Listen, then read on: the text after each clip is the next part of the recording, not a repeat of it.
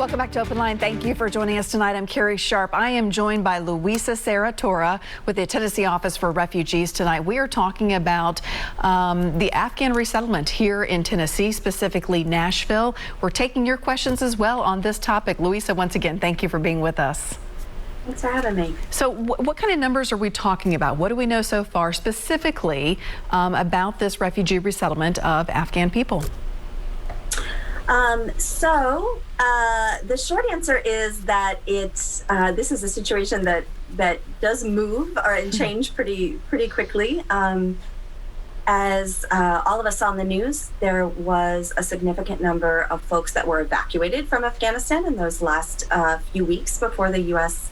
troop withdrawal. And the folks that were evacuated are from sort of a variety of different statuses and backgrounds, right? So some were U.S. citizens, some were legal permanent residents, some are in a mixed status family where they may be relatives of one of those kinds of statuses. And then, of course, a large group of people who just were at risk were they to remain there. So our federal partners still have a lot of sorting and processing to do there.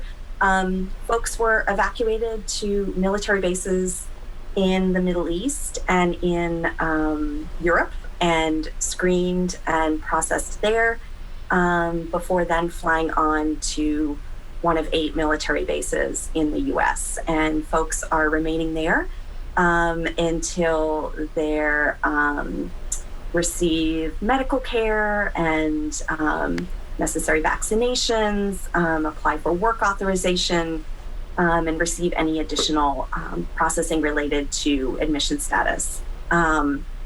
So in terms of what we are preparing for in Tennessee, we're preparing for, so how this works is just like our resettlement program, our resettlement partners, folks that are resettling folks, do a capacity assessment of their community and how many folks they feel like they can provide high quality services to, taking into consideration things like housing availability, employment availability, supportive community members, folks who may be willing in faith communities or civic organizations to volunteer and walk alongside these folks, just a host of language capacity, a host of things to assess their capacity to resettle. And our partners across the state have assessed Tennessee's capacity at about 415 people statewide. So the majority of those will come to Middle Tennessee. We have 2 resettlement agencies here in Tennessee, as opposed to 1 in some of the other cities. And that is just a capacity assessment. It's saying we feel like we could resettle up to this number. We may not see that number, and depending on how many folks are actually in need of resettlement services, that's a number that could fluctuate with consultation with resettlement agencies and folks like our office and community members. It's a very interactive process where it's not an arbitrary decision that's just made by one party. It's really a community assessment of what can a community handle. Once the refugees are here in the United States and waiting at military bases, who makes the decision and how is it made that they should go to Tennessee and specifically Nashville or part of Middle Tennessee or Knoxville, or they should go to Wyoming or they should go to New York? How is that decision made and who makes it?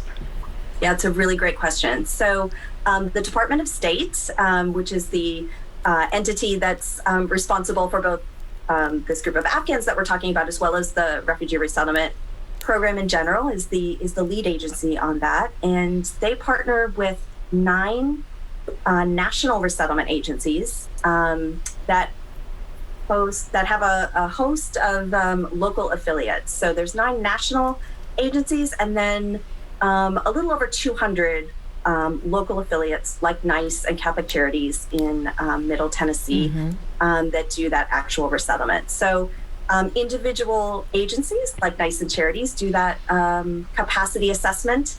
They provide that information to their national offices, and then their national offices on to the State Department.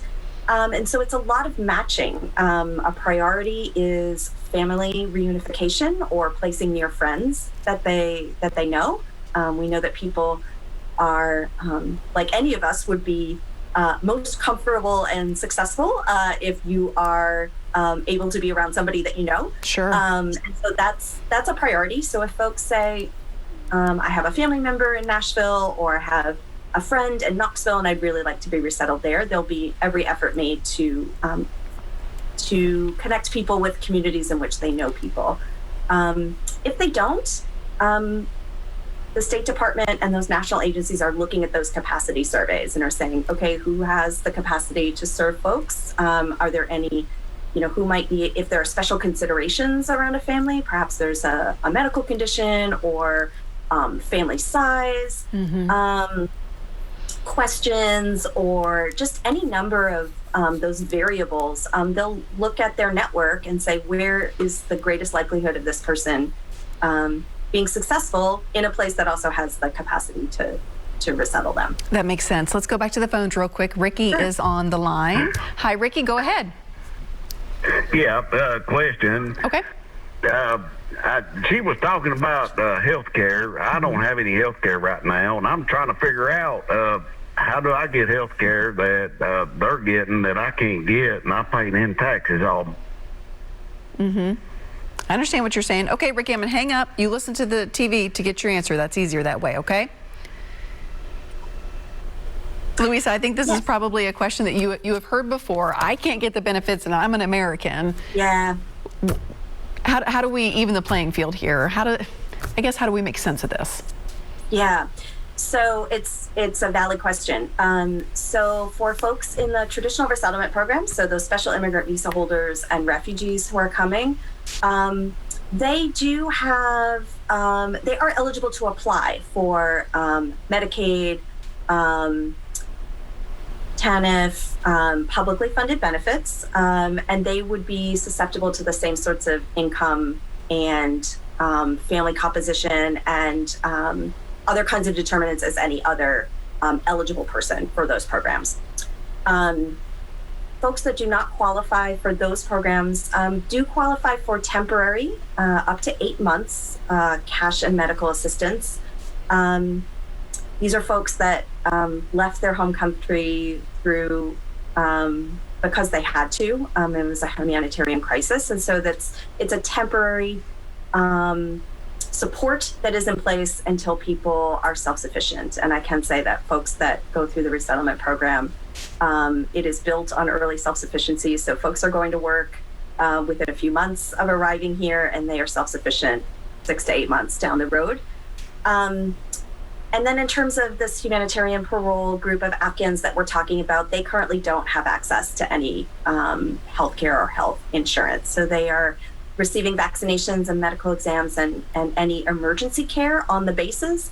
And then what that looks like in our local communities as of right now will be the kinds of healthcare supports that any of us that don't have health insurance could avail ourselves of a sliding scale clinic, health providers that perhaps specifically serve folks that don't have health insurance. And those are the resources that we would be turning to in support of this group. So on the whole, we are not talking about people are getting huge handouts and being left on systems where they can just linger. That is true. Yes. You have seen this resettlement program from a caseworker to now more on the management side, it sounds like, and the administrative side. When we're talking about refugees, can you tell me really the story side of it, the emotional, the mental side of it, of how you have encountered people from the time they are fleeing, wherever they are fleeing, to the time they arrive here? Yeah. I can say that certainly with Afghans, we're talking about a much more rapid process of coming to the U.S. than typically in folks that are being served by the resettlement program. I mean, it is not unusual for people to spend a decade or more in a refugee camp awaiting the chance to live in some place that is a permanent and safe place. So it is not unusual that we see folks that are coming from those situations, or see children that were born in and have grown up in a refugee camp. And so, I think there's several stages to that process. There's, of course, that the urgency of the flight, and then there can be this very extended, protracted time of just uncertainty for people, where they're not entirely in a safe place, or have a permanent place to call home. Yeah. And so that's really the remarkable part of the resettlement program, I think, is being able to meet someone walking off a plane, literally ready and eager and willing to rebuild their life here, and really just grateful for an opportunity for safety for them and their children, for an opportunity to work and contribute to their communities. There's so many personal stories that I'm sure. Well, we're that are swimming around in my head, but yeah. We're going to take a quick commercial break.